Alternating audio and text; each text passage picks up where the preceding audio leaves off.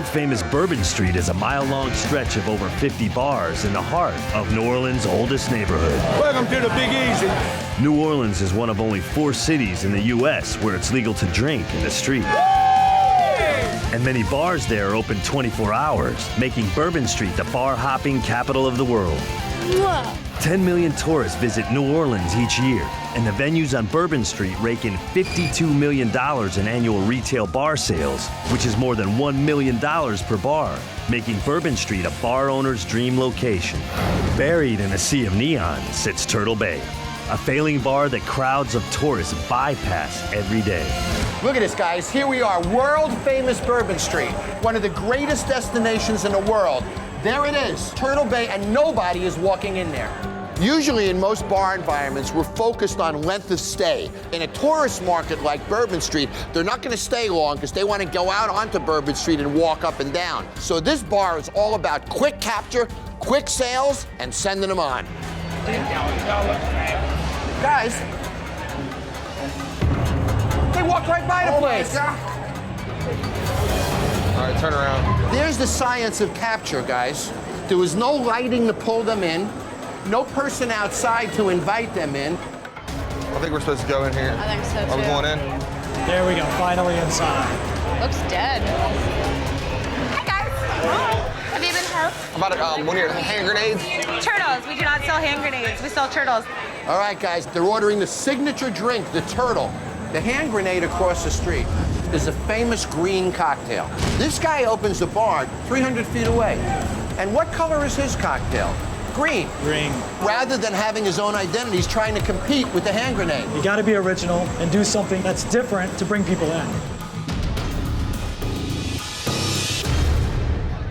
Oh my God, why would anybody ever drink that on purpose? It's like super sour and has a really bad aftertaste. My chest is still burning. Just look at the way they're serving this cocktail. If they had fresh citrus, it's gonna continue to oxidize that cocktail, which has to be masked with more sugar and makes it even worse of a drink. You guys have any authentic New Orleans food? We're from Ohio. We do have gumbo. Is it good? Let's go to the gumbo. They're getting a gumbo, chef. The gumbo. So, chef, look at this. It's a food service product. It's not fresh. It comes in a plastic bag from a food service company. Wow, wow, wow. I mean, you come to Orleans, come the best gumbo. I just don't believe it come out of a can. All right, guys. Thanks. Swampy. It smells like bean and bacon soup. Now remember, guys, Billy's a kitchen manager. He's looking, he knows that's a food service product.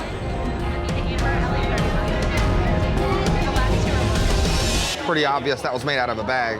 Whoa! He knew it. Wow, wow, wow. That's just wrong. What's amazing to me is an owner will sit in that bar and watch that all day long and think that's okay. I've seen enough. This bar has no identity. It's totally a copy of the bar straight across the street. It's time for me to go in, meet with the owners, and tell them exactly how I feel. I want to talk about integrity for a minute. Why did you copy everything from across the street? I didn't copy everything. You got to realize a lot of that was my ideas. But you sold it to them. I mean, you sell a business to them, you get paid, you walk away, then you try to steal everything that they bought and paid for, then they sue you, then you spend $100,000 on lawyers to protect your thievery. That's unethical. I'm not a thief. I've worked hard, and I've proven myself as a good person. If I was opening this bar, there's one color that I would not make the drink, and what do you think it is? I'd guess green. Of course, because it's right across the street. What decision did you make? The exact one you shouldn't have. I think there's a lot of things that we do people copy of what we do, too. I mean, I'm focused on beating them. But that's not the way to do it. If you see this on the street, you think it's a hand grenade. If you see this on the street, you think it's a hand grenade. There is nothing about this cocktail that makes it unique or marketable. Really creative, huh, guys? I mean, this is really dynamic, guys. This is gonna make me a fortune. You have no individuality. That's I mean, my cup's bigger, my cup's a turtle, my cup's a different color, my cup is totally different. You're actually helping them. A green drink walks by, you know what somebody says? Oh, that's one of those hand grenades. I think it was different enough, and you know. This is a copy. Copies always underperform the original. That's why this drink is a piece of garbage. So I walk by here, I see no to-go sign. Up to 80% of the cocktails in this city are sold how? On this street. So I have no to-go sign. I got a building that doesn't hit. You with me, guys? Right, yeah. So you're here every day. What did you hire him for? Well, to run the place. Because I'm blaming this on you. The fact is, you ain't managing. Are you a good manager? I think so. What should a beverage cost be? Well, I do have some issues. I mean, You don't know. What should labor cost be? that I couldn't tell y'all. About 8 points below what you're running now, 28%.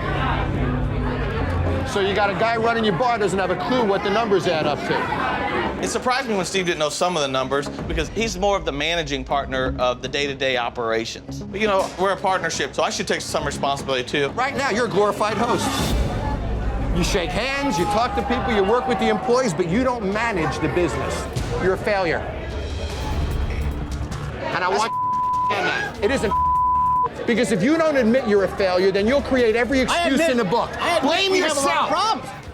You're not gonna sit here and look at my face in my place and call me a I just did, and I'll do it again. Steve is one of the owners. He's supposed to manage this business day to day, but he doesn't have a clue what even a beverage cost is. He's not really a manager, he's a glorified host. Question, are you lazy or do you not care? It's neither one of those things. Well, you better prove it to me, because I think it's one. I can prove it. I'm not afraid to prove it. I have no problem proving you I'm not a failure. I'm gonna work my ass off to make sure this place turns into something. You too. Right. You put $500,000 into this place. Think of all the decisions that you made that led you to this place. That should bother you, right? Brad doesn't seem to care. He's in a hole of $500,000, but he sits there smiling as if life is good. If I was out of $500,000, I'd be pissed. Guys, Turtle Bay is dead. Turtle Bay's not dead. I mean, he thinks he's gonna get rid of this brand that we've worked hard to build. He's gonna have to show me something to make me believe he knows not just the bar industry, he knows New Orleans. Jon brings in his experts so they can assess the practical problems in the bar, starting with the kitchen. What goodie we have here? Gumbo. Date, label, when was it made? Did y'all make the gumbo? No. The biggest thing was stuck out of me is the gumbo out of bag. This is New Orleans, the capital gumbo of the world.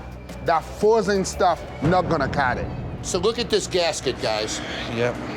You can see the filth on my finger, but watch this, guys. I've got a really new technology called a bacteria count. And what it does is using a swab, I can wipe something down, put it in this device, and it tells me the exact count of bacterial organisms that are on any surface electronically. In order to pass the swab test, a surface needs a count of under 2,500 bacterial organisms. If it's more than that, it fails the test. Oh my God. 4 million organisms are in that very spot. What does that word say on the bottom? Results fail. If I go through the kitchen with a pocket full of these swabs, what is that screen gonna say to me every time? Well, that's not a doubt. I'm not doing my job. If I see this reading again, I will fire your ass personally, and I'll love every minute of it, because this is infuriating to me. That's why management has to manage. I see the look on your face, Brad. You're disappointed, aren't you? A little bit. You got $500,000 in this place, man. I want you pissed off. There's some stuff that I'm hearing that I don't want to hear. I think the cooks have to take responsibility for keeping the stuff clean. And if they can't figure that out, we'll have to find someone that can. I'm gonna go through this kitchen tomorrow with this device, and it better frickin' be clean. Your ass is on the line. Let's go to work, guys. I live this job. This is not a job. This is a lifestyle. So I'm going to do what it takes to get this thing to what we want it to be.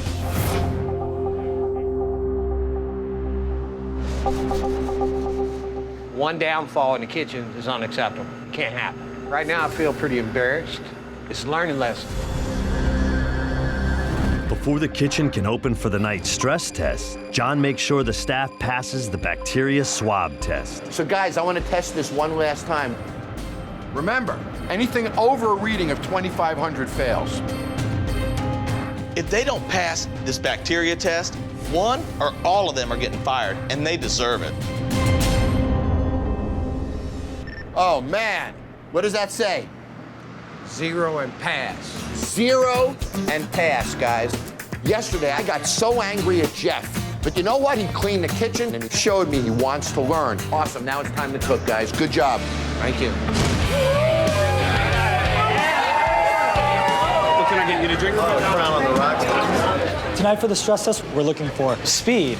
I'm gonna give them 30 seconds to make a cocktail, and if they go over that time, we're gonna mark them down. Because if a customer walks in and they don't get a drink in their hand in the first minute, there's 55 other bars right on the same street that they're more than happy to go to and get served fast. Move, Lexi, hurry, girl, move. Lexi is incredibly slow. Look at her. I got 1 minute and 45 seconds on 2 drinks. You gotta speed that up a bit. Looking at Lexi now, I thought she was gonna be the front runner. I thought she's one of the slower people on the team. Those 4 drinks took like 2 minutes. Okay. Over 2 minutes. I was surprised at how many X's I got. I thought I was faster, that's all.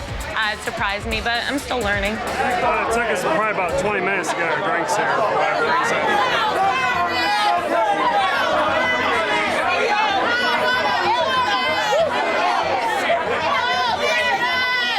That table and this table left is a no service. Now, you didn't notice it. No, I didn't. This should piss you off. You lost about 100 bucks? Yeah. Right then, in that moment. You gotta do better. 2 groups of people left because they wanted quick service and nobody gave it to them. If Brad and Steve had a better to-go station, this wouldn't be happening and they'd be making a lot of money. Come on, guys, try and keep up, okay? John made it a point for me to realize the reason why things are dirty and the drinks are inconsistent and all these other things are going on, they're my fault. I'm definitely gonna be on everybody's butt and make them accountable for everything they do behind the bar and in the kitchen. Is there anything you need?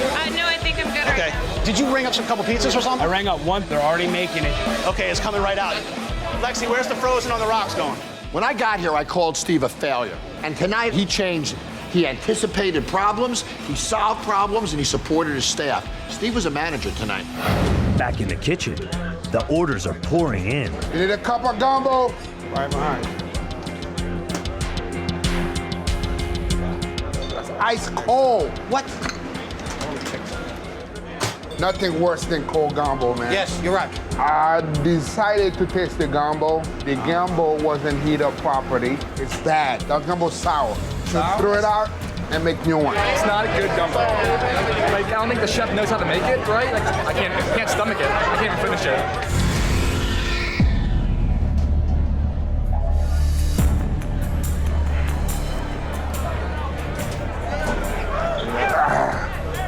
I'm gonna throw up.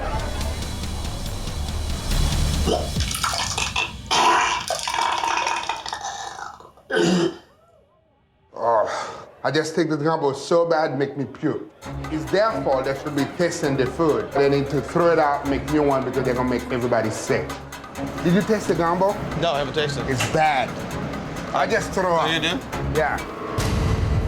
How long that gumbo been out? We take it out of the freezer and we pre-thaw it in water and have it sit here. Did you bring it to temperature? Every time you heat something, you need to make sure you bring it to 212 degrees. Otherwise, that's how bacteria grow. Oh. I taste that gumbo, now my whole stomach's up. Because which idiot's that? About how many people those guys make sick? Guys, we gotta have a talk here. I want to hear what happened with this soup. We took the stuff back out the steam table, and I guess we didn't let it sit out long enough to cool off the right way. So you guys knew it wasn't up to temperature, right? Right? Yes. And you sold it anyway, correct? I wasn't aware that it wasn't up to Am I right or wrong? Mr. John, I was not aware that it wasn't up to temperature. I would You're never supposed sell to be a bag. aware. That's what you get You're right. paid for. You're correct. You're okay, correct. next. Chef, how many times did you throw up tonight, Chef? About 3 times. Close this kitchen down now. You don't have the right to sell food. Damn you! How dare you get people sick? Shut this kitchen down. I don't want any food served here tonight. Do you hear me? Close it the down. Now that Brad has agreed to make a new start, John lays out the bar's new concept for the staff. What do people come to New Orleans for? New Orleans experience. We know that. But New Orleans is what? Mysticism, right? Spirituality, the history of this city. We are going to take that element and we're creating a focus upon a theme that nobody else has on this street. John, we don't want a good one. We want great, the best. We don't want him coming out of that kitchen until he has the best gumbo on Bourbon Street. We want the best specialty drink on the street. We want the best cup on Bourbon Street. Okay. We're believing in you guys. Well, I think that's a reasonable request, and it's great to see your fire back. When Brad gave me that challenge, I knew I had him. He lit up. He got excited about the direction we're going in. And now that he's ignited, we can ignite this business. Let's go to work, guys. Go. You know, Brad, when I came here, this building had no individuality, no personality, and as a result, it made no money. Now you're gonna have a money machine with an identity that makes you proud. You guys ready to see your new bar? Yeah. 1, 2, 3.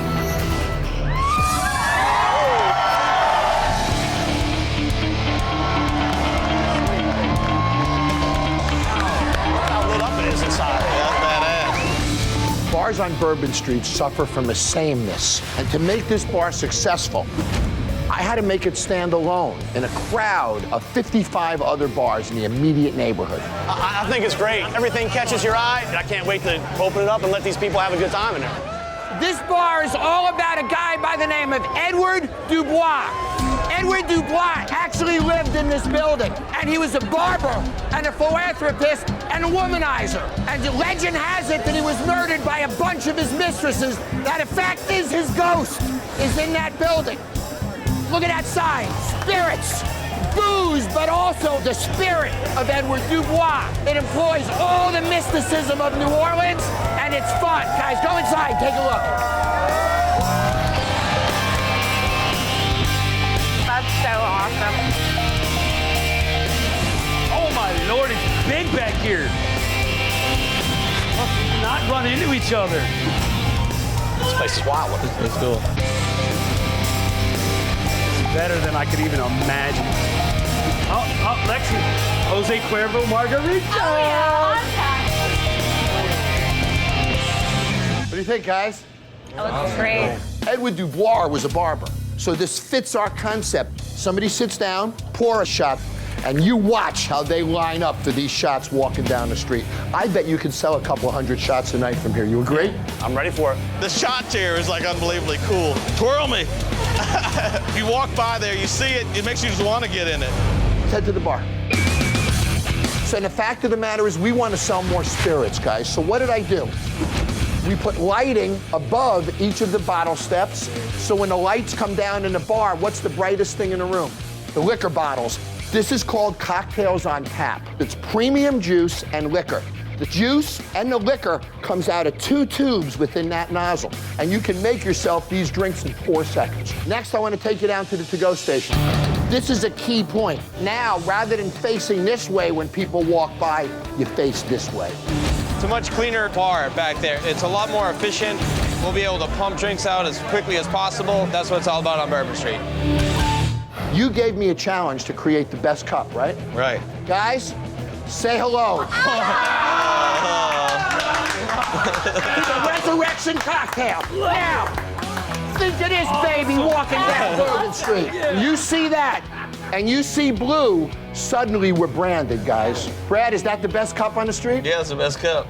You see it coming? Steve, is that the best cup on the street, buddy? Yeah, it's the best. That cup has something that no one else has. I'm happy with it. It's going to make people go to the new bar.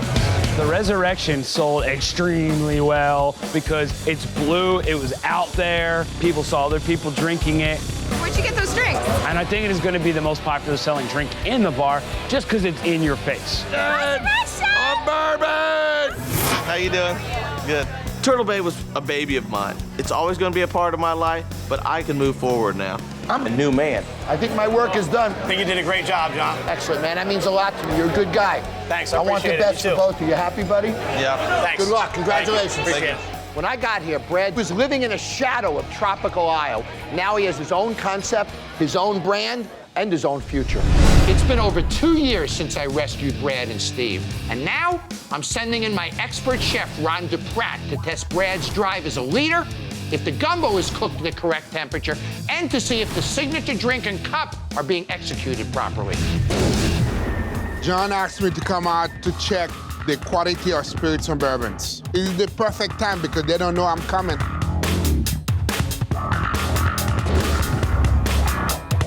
When I walked in, I was very impressed to see how they keep up everything and to see the customers happy. What's up, my brother? What's going on, man? Look who's here. Hey, what's up, man? What's up? John asked me to come by to see what's going on. But this was pretty packed. You must be doing something right. This is Sunday night. This is pretty good. When Chef Ron walked in, I was excited to see him because he brought a lot of great things to us. I consider him a friend now. So give me the rundown. What's really been going on? Well, we added this out here to do the private parties because we've been selling so much food. We have the demand now. We opened up the courtyard in the back with a little graveyard. We have a lot of private parties. A lot of people go watch the games back there.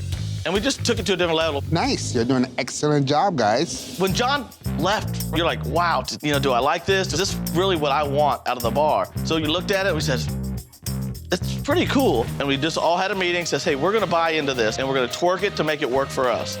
And we did, and within weeks after it, it was paying off, and it was paying off heavily for us. One of the biggest changes we had was redesigning this cup to make it work for us. This is the original cup that John designed for us. It was a little bit too big, and we had some growing pains. He just gave us an outline of what we needed. So we worked on the cup, then we came up with this cup with the on and off switch, and people are seeming to love it.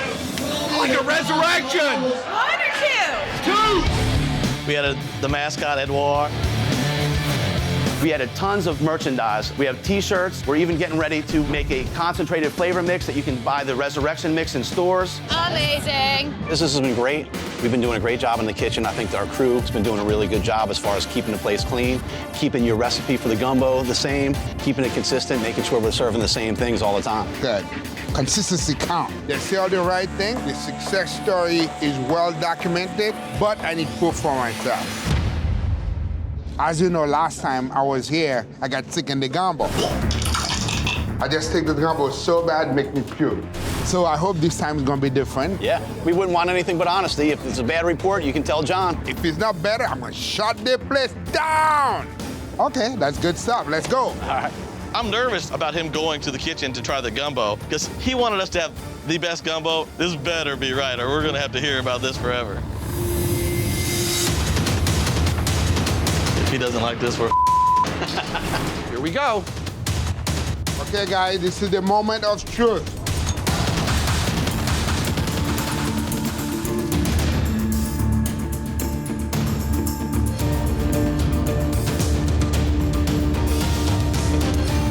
I approve. You did an excellent job since the last time I was here. Everything just cooked to perfection. The gumbo is great, and in Louisiana, that's critical. I applaud you for that. Well, thanks a lot, man. We've been working hard to keep up to your standards. We did it. Now let's check the temperature. That's ice cold. Wow. Perfect. 178 degrees. Everything's clean. The gumbo recipe is perfect. Consistent. I mean, the fryer is clean. Perfect. Everything is date label. You're doing an excellent job. Ron loving the gumbo 2 years after he left and still saying it tastes the same meant a lot to us. Just proof that consistency and doing the same thing and the recipe's right, it's important. Brad making magic. Tell me what you think about that.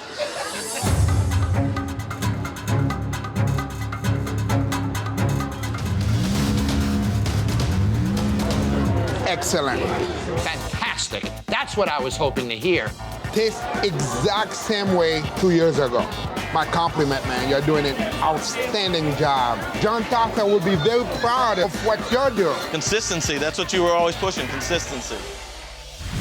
Our sales last year were up over $1 million, and it's still growing to this point. Since the show, we've already went through over 100,000 skeleton cups. We were buying so many cups, we had to buy a warehouse to store all these cups in. Right here, the order that just came in, that'll last us maybe 3 months. Over here, we have our graveyard of barber chairs. So many people come in the bar and get shots in the shot chair, we just go through them.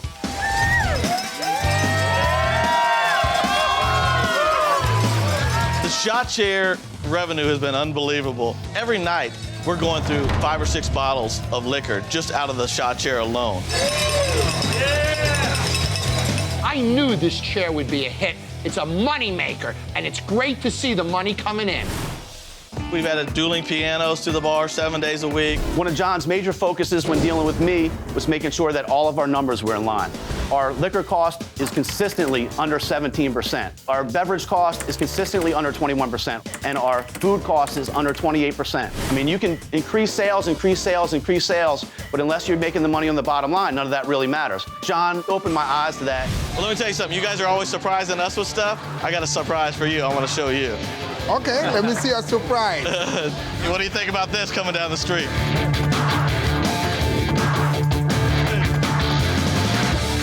Nice. What do you think about that? The hearse is absolutely killer. It's a great marketing vehicle. Now they can bring spirits on bourbon anywhere. Oh, man. This is a surprise. Hey, that's the wow factor. Brad and Steve make a show to their success. If anything, they push the envelope for higher standard to become bigger, better, and stronger. You know what we say in New Orleans? Laissez les bon temps rouler, baby. Let the good times roll. Let's do it. Pick it up a notch! Yeah! Way to go. I really love everything Brad and Steve are doing, and I couldn't be more proud that they took the lessons I taught them and the theme I created and ran with it. Spirits on Bourbon is a surefire success. Hi, this is Jon Taffer. Click here to subscribe to Paramount Network on YouTube for more Bar Rescue.